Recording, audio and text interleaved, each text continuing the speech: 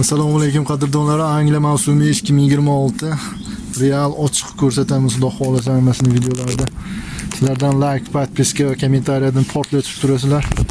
Chiroyli videolar qo'yish bizdan xudo xolasa. Mana Angliyada malina ko'chatlari, boshqa qulpinoy ko'chatlar qanday yetishtirilishi haqida qisqacha olib o'tamiz. Xudo xolasa bizda fermamiz malina va golubika yetishtiradi. Mana malina qanaqa yetishtirishga qiziqadiganlar parnigicha.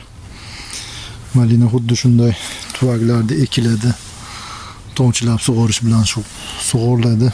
Malinamiz mana tugishni boshlagan, ana gullab yotibdi. Xudo xolasa oyda oxiriga terim boshlanadi deb kutib turibdi.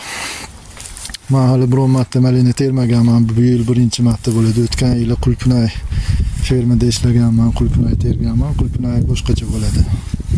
Tak bu yoqda mana shu tuvakda o'zini spetsialniy o'g'iti bilan yetishtirilar ekan. Xudo xolasa terim payti kelsa, terimni ham videosini qilamiz inshaalloh.